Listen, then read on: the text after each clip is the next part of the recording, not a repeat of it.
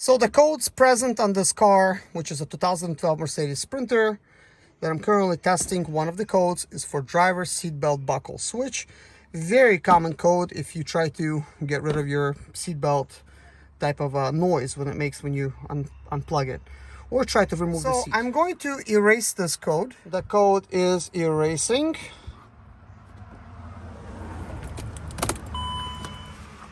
And now it's erased. So we have a little bit more codes right here. So we have left main beam open circuit in wiring, brake wear sensor open in wiring, connection to terminal 54 at base module short circuit to positive.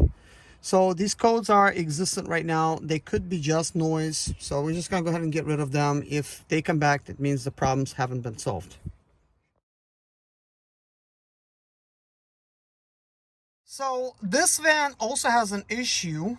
If you do not unplug the battery, it will get drained in approximately 2 days. Definitely will be completely dead in 3 days.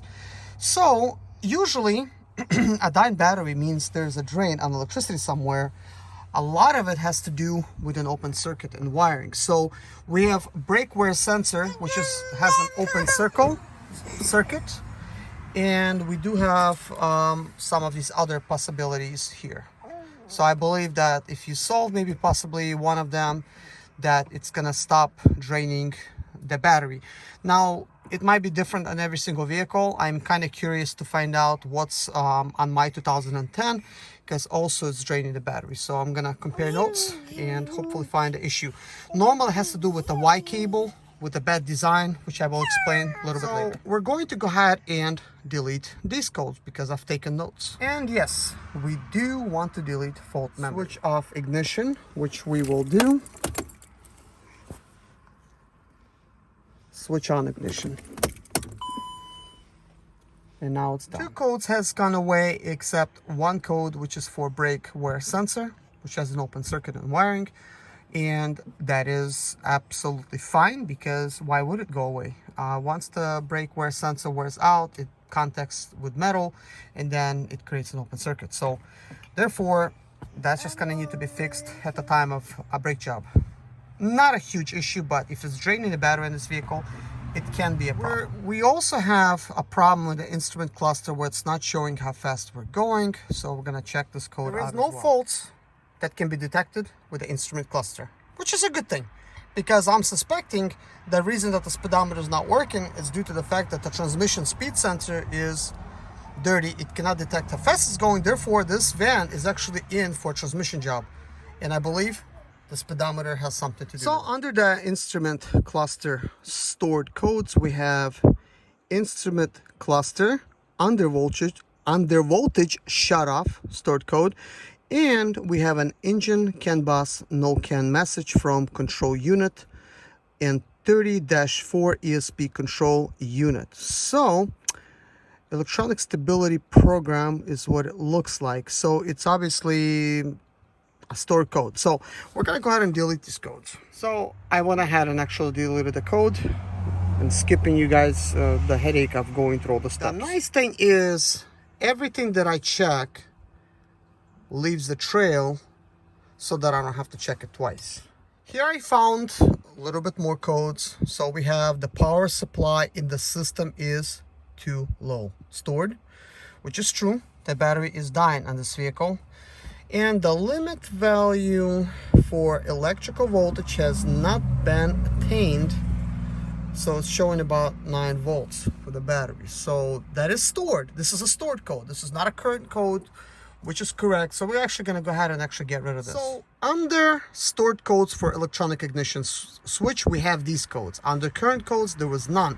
So we have emergency unlocking by control unit ESP was performed. Emergency unlocking, the signal transmitted by control ESP was received. And 73 EIS EZS control unit under voltage.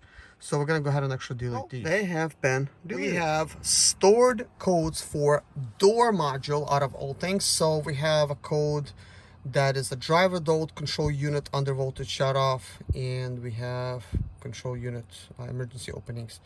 So this is due to the battery dying, I believe, and this is why it's doing it. That's a possibility. Because the battery is dying on this fan. Codes have been deleted, and when I said this battery is dying, what I'm trying to say is there's some kind of short circuit somewhere in the system causing the battery to drain, even though it's a brand new battery with a full charge. It will kill it in a little bit more than 2 days. Checking the common rail, these are codes. This is what we have, no fault codes, but let's see if there's anything in stored codes. There is no place for stored codes, so therefore we're not gonna check that on this one. Okay, so we're going to go ahead and scan the electronic transmission control module and see what we're going to get. Let's see here. So we do have a place for stored codes, but let's see if there's any current codes. Yes, we do have a current code. This transmission was acting up on the way over here. So we have CAN bus, no or incorrect CAN message from control unit, and 30-4 ESP control. So there is that. So let's go ahead and actually just exit out for now and see what we have in stored codes.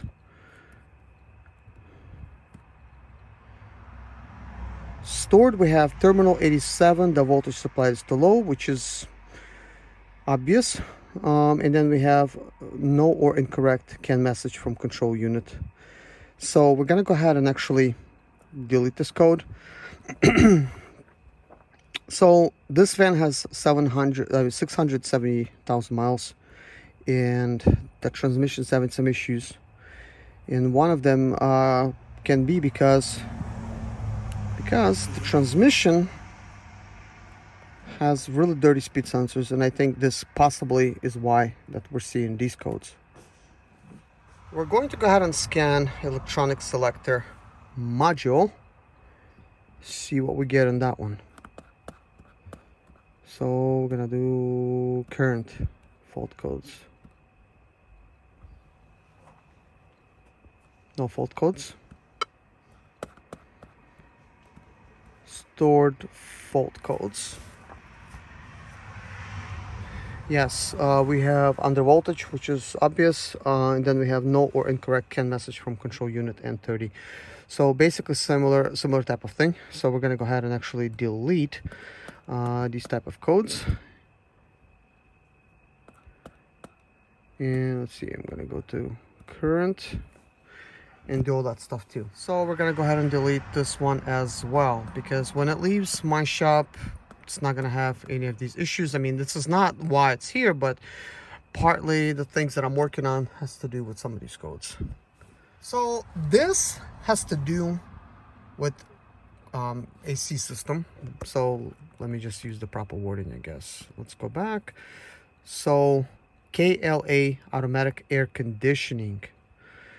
So when we look at the stored codes, we have component interior temperature sensor is defective, and we're gonna go ahead and actually delete that. So maybe it's gonna come back. Obviously, that means it was defective, it should come back. So this has to do something with interior temperature sensor. Now the reason that this might be is because it's probably showing incorrect temperature for the interior on the dash. So that is that. Not a huge problem, but next I'm gonna go ahead and scan the steering column module and see what we have for current codes.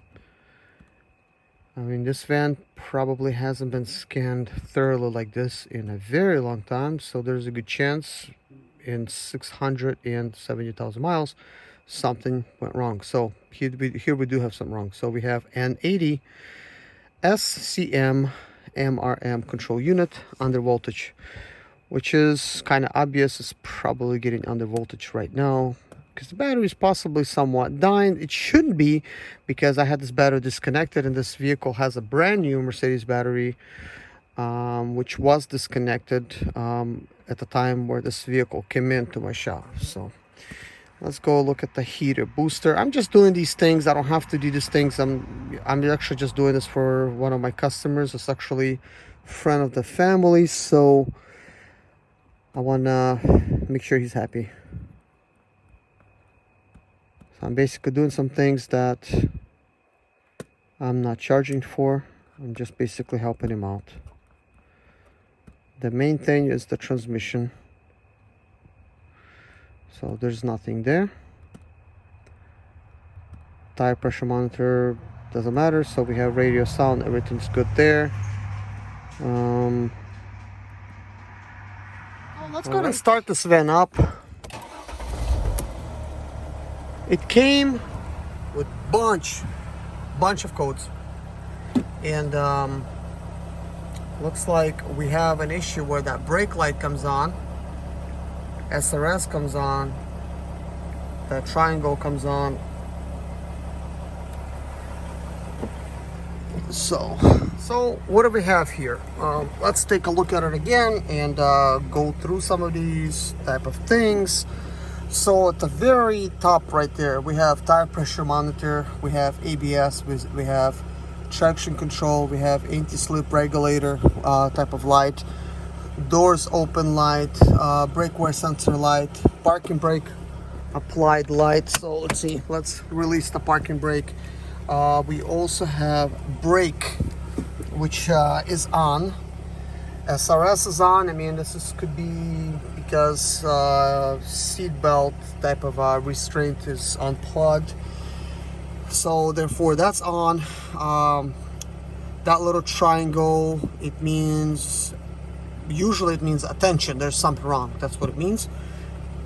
And when the brake is on like this, that's usually a little bit more serious, because this can mean that you're low on brake fluid, and that's all.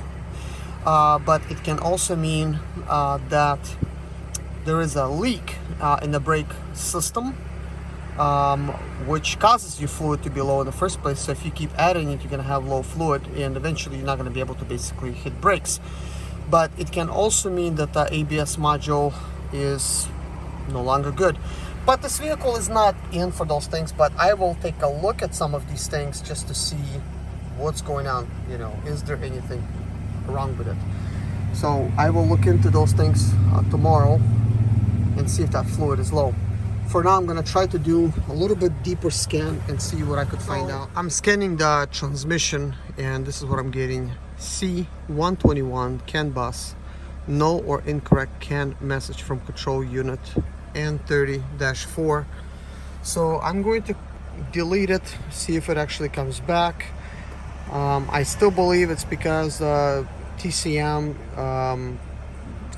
might be wet, you know, with connectors and stuff that needs to be checked out, and as well as yeah, it looks like it just keeps coming back. So this is something current, and conductor plate is, I'm sure, very dirty as well.